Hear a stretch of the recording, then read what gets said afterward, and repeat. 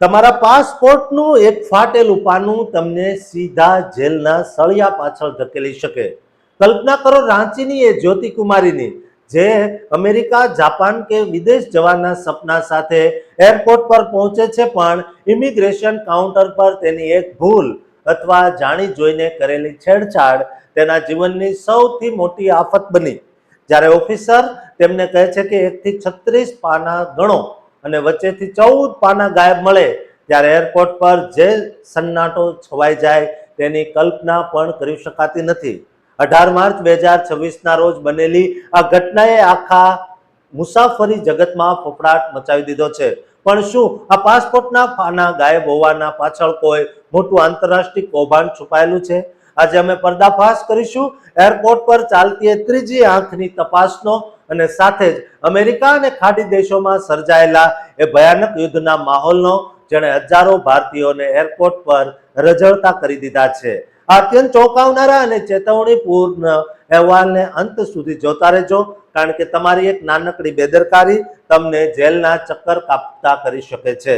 મિત્રો, અત્યારે એરપોર્ટ પરથી હમણાં જ એક હચમચાવી દે તેવા સમાચાર આવ્યા, જેમાં રાંચીની જ્યોતિકુમારી નામની મહિલાની ધરપકડ કરવામાં આવી.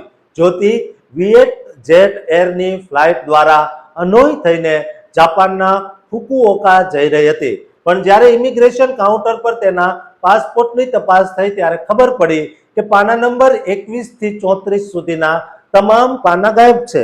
36 પેજના પાસપોર્ટમાં આટલો મોટો ગેપ જોઈને અધિકારીઓને છેડછાડની શંકા ગઈ અને પૂછપરછ દરમિયાન જ્યોતિ કોઈ સંતોષકારક જવાબ આપી શકી નહીં.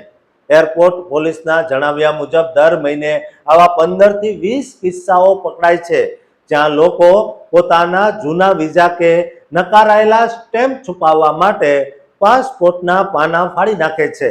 આ ગુના હેઠળ પાસપોર્ટ એક્ટ મુજબ વર્ષોની જેલ અને મોટો દંડ થઈ શકે. બીજી તરફ ખાડી દેશો એટલે કે કતાર, દુબઈ, ઓમાન, બહેરીન પણ મોટી આફત સર્જાય છે, કારણ કે 28 ફેબ્રુઆરી 2026 થી અમેરિકા અને ઇઝરાયલના ઈરાન પર હુમલાને કારણે યુદ્ધ જેવી સ્થિતિ ઊભી થઈ છે. આને કારણે દુબઈ અને દોહા જેવા મોટા એરપોર્ટ્સ પર એર સ્પેસ બંધ કરી દેવામાં આવ્યું છે અને એમિરેટ્સ, કતાર એરવેઝ અથવા એર ઇન્ડિયા જેવી સેંકડો ફ્લાઇટ્સ કેન્સલ થઈ ગઈ છે. ભારત સરકારે અત્યાર સુધીમાં ઓમાન, દુબઈ જેવા દેશોમાંથી 70,000 થી વધુ ભારતીયોને રેસ્ક્યુ કરીને પરત મોકલ્યા છે. 22 માર્ચ 2026ના લેટેસ્ટ અપડેટ મુજબ અત્યારે ખાડી દેશોમાં મુસાફરી કરવી અત્યંત જોખમી છે. ભલે પછી તમે અમેરિકા જતા હો, કારણ કે ફ્લાઇટ્સ ગમે ત્યારે કેન્સલ થઈ જાય અને મુસાફરોને 2-3 દિવસ એરપોર્ટ પર ભૂખ્યા તરસ્યા બેસી રહેવું પડે છે.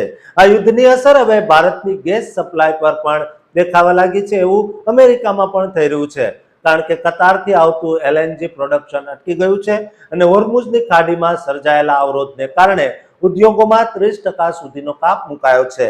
જોકે સરકાર પાસે 6 થી 8 અઠવાડિયાનો સ્ટોક છે, પણ જો યુદ્ધ લાંબુ ચાલ્યું તો પેટ્રોલ ડીઝલના ભાવ આસમાને પહોંચી શકે છે. અમારી ખાસ સલાહ અને સૂચના છે કે મુસાફરી કરતા પહેલા તમારા પાસપોર્ટના 36 પાના જાતે ગણી લો અને ખાડી દેશોની મુસાફરી અત્યારે ટાળો. ઇમિગ્રેશન ઓફિસરના દરેક સવાલનો સાચો જવાબ આપવો જ તમારા હિતમાં છે, નહીતર એક નાનકડી ચાલાકી તમારી આખી જિંદગી બરબાદ કરી શકે છે. દોસ્તો, અમેરિકાથી આવતા કે પછી વિદેશ જતા દરેક ભારતીય વ્યક્તિને આ વિડીયો શેર કરજો અને આ ચેનલને સબસ્ક્રાઇબ કરવાનું ચૂકતા નહીં.